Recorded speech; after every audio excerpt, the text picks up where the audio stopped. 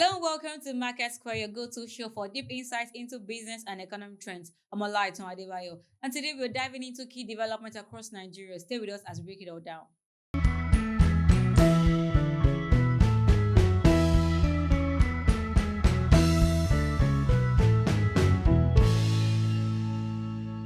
Welcome back to MarketSquare. In mid-2025, Washington stepped up pressure on India refineries, strengthening steep tariffs on any country buying Russian oil. Within days, Indian state-run refineries, including India Oil Corporation, paused new Russian purchases in July 2025, even as they had been among the world's largest buyers of discounted Russian crude. Russian crude, once lucrative discounts have shrunk. With global prices capped and reduced tanker availability, buying Russian became riskier and costlier. Analysts estimated that abandoning Russian oil entirely could raise India's oil bill by $9 to $11 billion annually, but refineries began eyeing alternatives to avoid US penalties. India's refineries prefer low sulfur crude to meet strict fuel standards. Nigeria's key trades like Bonny Light, Agbami, and Agbo are very low in sulfur and align well with India's refinery mix. Geopolitical pressure from the US and Western sanctions on Moscow, plus shifting supply economics and refinery needs, set the stage for Indian Oil Corporation decision. Essentially, Indian refineries round its prudence to stop new Russian purchases and secure replacement barrels from other sources, notably Nigeria. India has long relied heavily on imports, over 80% of its oil, and in recent years, it became the world top importer of seaborne Russian crude. Now, New Delhi is balancing that exposure. Energy policy experts know that Indian refineries have been intensifying efforts to further diversify their crude oil supply. Refineries like India Oil Corporation and BPCL have been instructed to plan purchases within commercial availability, in mind allowing more US and other non-OPEC oil into India. The RS move, the Indian Oil Corporation move reflects this strategy. It's joining fellow state refineries in securing large spot purchases from the Middle East, the US, and West Africa rather than relying on Russian term contracts. In early 2025, India Oil Corporation bought 7 million barrels of non-Russia crude for late year delivery. Industry data show India Oil Corporation and BPCL together snapped up over 20 million barrels of various crudes for September to October delivery once they altered Russian buying. This broader buying spree underscores how India is unwinding its Russia dependence in favor of a more varied mix. Diversification also means managing risks. Analysts warn that shift isn't cost-free. Abandoning cheap Russia oil will raise India's import bill because Middle East economies alternatives may not offer similar discounts, but policymakers clearly weigh the political and logistical risks of Russian oil as too great and are using spot market to secure alternate feedstocks in the short term while long-term contracts are renegotiated. Nigeria, Africa's largest oil producer, has emerged as a key beneficiary of India's pivot. Several factors make Nigerian barrels attractive to Indian Oil Corporation. Nigerian grades like Bonny Light, Agbami, and Akpo often less than 0.2% sulfur. This fits Indians' refineries, which churn out gasoline and diesel for both domestic use and export. In fact, Nigeria's oil behaves similarly to the sweeter Russian grades that India had been importing, making it an easier technical substitute. Although exact pricing from recent tenders wasn't disclosed, market sources know that Atlantic Basin crudes become economically viable for India this year. India Oil Corporation reportedly won a tender for 1 million barrels of Agbami crude. This tender and others, including purchases for US, Brazilian, and Libyan oils, indicates Nigeria is part of a cost-competitive package of spot cargoes. Nigeria faces no Western sanction and is an OPEC member, making deals straightforward. Nigeria's government has explicitly sought deeper oil ties with India, and bilateral relations are strengthening, including talks of Nigerian officials visiting India to promote sales. Unlike isolated Russian producers, Nigeria can deliver an open market without fear of extra duties or losing insurance. Nigerian crude offers an ideal blend of quality and availability for India's needs, and it comes with none of the geopolitical angles of Russian oil. That's why Indian Oil Corporation and other refineries have been moving to lock in Nigerian cargoes this fall. Nigeria stands to gain significantly from Indian Stone, the West African country, which just boosted output above 1.8 million barrels per day, depends on oil for roughly two-thirds of government revenue and over 80% of its foreign exchange earnings. Every incremental barrel it sells abroad adds crucial dollars. India's recent purchase directly translates into added exports. Indian Oil Corp's August tender added 1 million barrels of Nigerian Agbami for September delivery.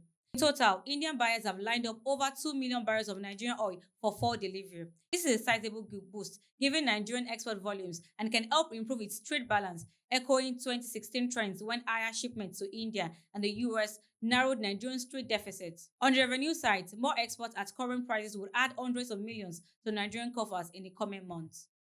There is a domestic twist. Nigeria's Dangote refinery, the world's largest single train facility, has been importing foreign crude to meet demand. However, Dangote's management new plan to switch entirely to Nigerian crude by end of 2025.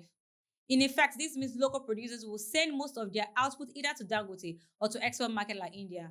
The refinery pivots will gradually reduce Nigerian crude exports to traditional buyers, but in the short term, it encourages producers to ramp up output. More oil in the market split between domestic processing and exports could amplify Nigeria's role as an energy supplier. Nigeria's oil sector is likely to enjoy higher exports and stronger revenues as India wraps up purchase. This helps Nigerian economy, still heavily oil dependent, just as the country works to boost production and manage volatility from theft and underinvestment. India moves reflect far beyond Delhi and Lagos. It signals reshuffling of global crude flows under geopolitical stress. Losing one of its largest customers, even temporarily, undercuts Russia's leverage. If India continues to downshift purchase, Russia will need to find new buyers, likely low price for volumes it previously sold to India. That may accentuate prices competitiveness or push more Russian oil towards remaining buyers such as China and Southeast Asia under the G7 price cap regime. Indian diversification opens the door for West African and American crude into Asia. The surge in Atlantic basin flows to India could tighten supplies to traditional markets like Europe, altering freight and price dynamics. Analysts know that sending Atlantic oil to Asia is now more economical, which will persist if Asian demand stays strong. Indian Oil Corporation and India's refineries overall are testing the flexibility of the global oil market. By stepping back from the Russian oil and scouting for alternatives like Nigerian crude, they are helping reshape trade routes. Africans' export quotas to Asia are rising. Russian barrels will be shuffled elsewhere, and Atlantic crude is finding new destination. The net result is a more multipolar oil market where Asian Africa links strengthen and Russia outside role is challenged.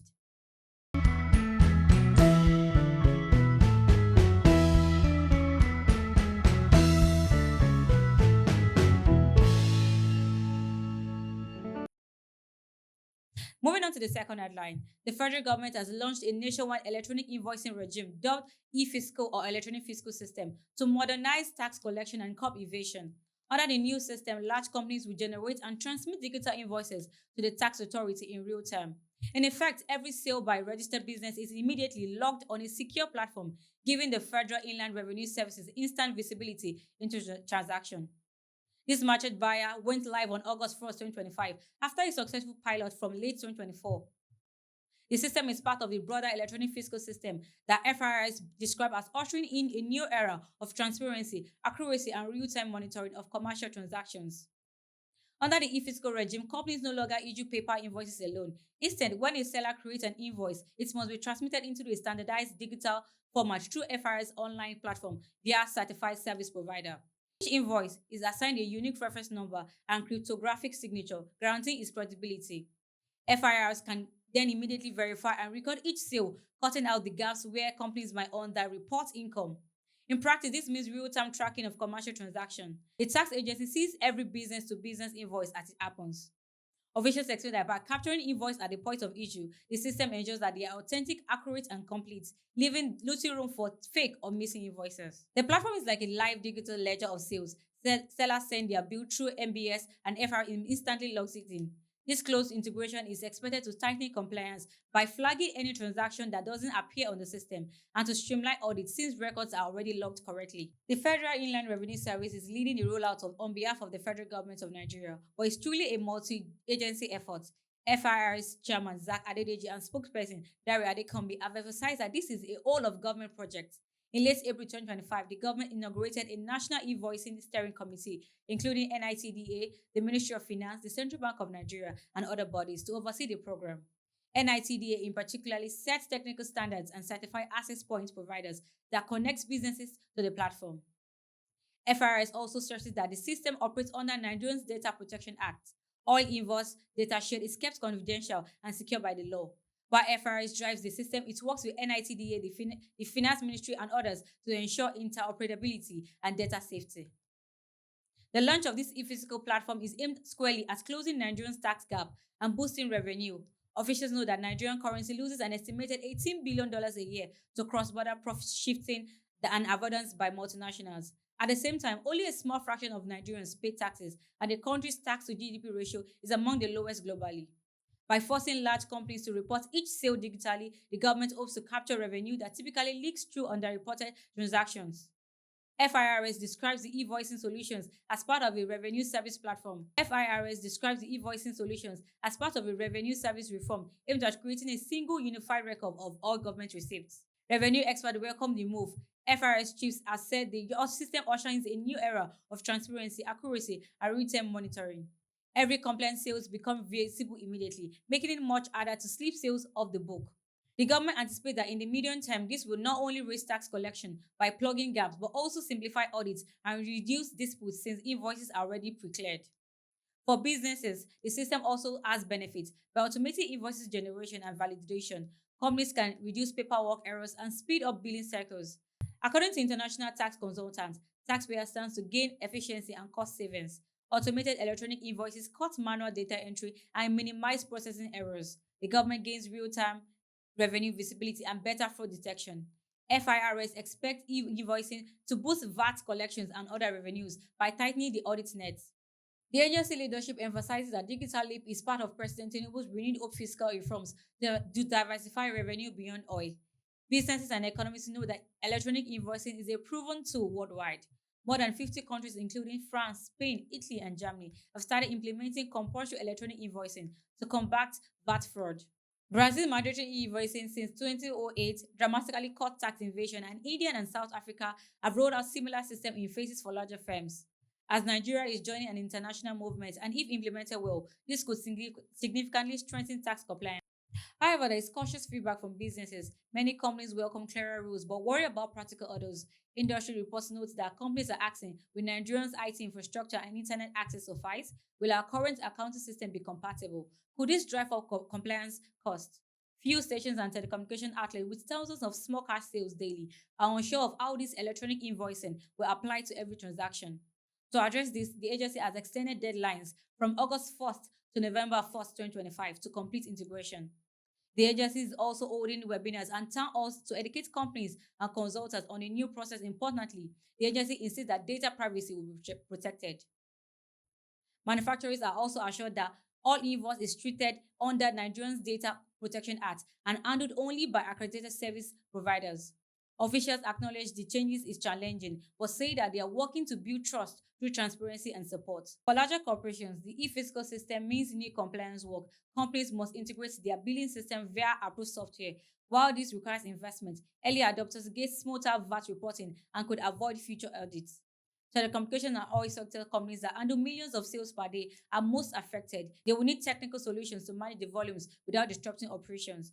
Medium and small businesses are not in the first wave, but they should expect to join in the next few years as the system expands. In the end, every small business enterprise may see benefits from automated tax workflows and also clear records, though they'll also face new obligations.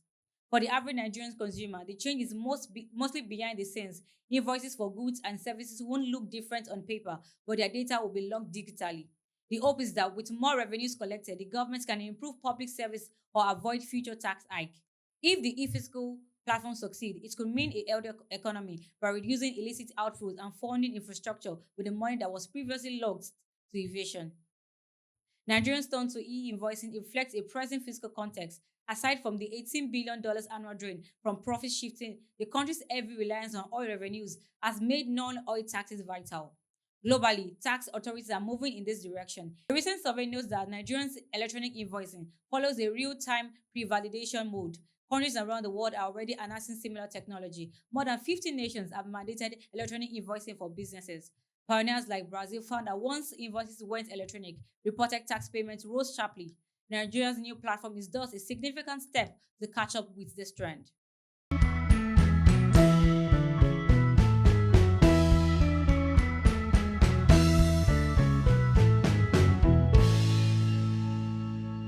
The oil sector, importing 70% of fuel despite 5 million barrel per day crude output, leaves Africa vulnerable to disruption risks. Africa produces over 5 million barrels of crude oil daily, but still imports up to 70% of its refined petroleum products. This stark mismatch exposes the continent to serious risks. Experts warn that a fuel shortage lasting just 30 days could cripple major cities across Africa, leading to fuel queues, grounded planes, immobilized trucks, blackouts in hospitals, and widespread economic paralysis.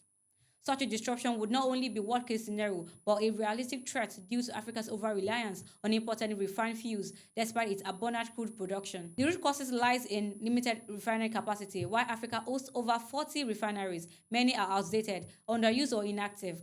Even top oil producers with significant nominal refinery capacity continue to depend heavily on imports to meet domestic fuel demand.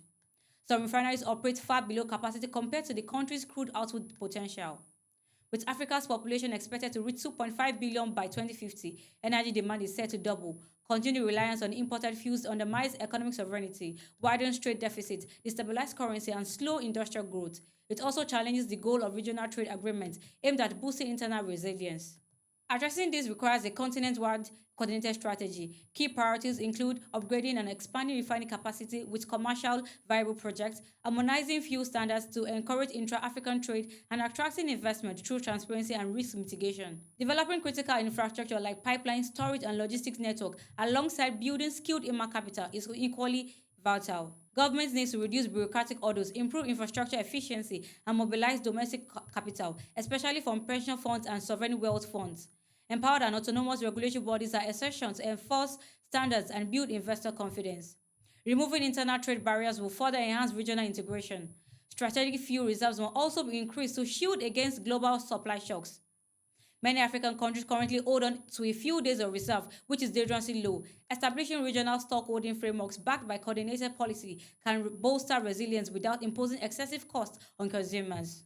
Strong political will and unified leadership across Africa are very crucial. Energy sovereignty should be prioritized not just for economic growth, but for long term stability and prosperity. While building a modern, resilient refinery system won't happen overnight, bold investment and coordinated action over the coming decade can transform Africa's dependency into strength and security.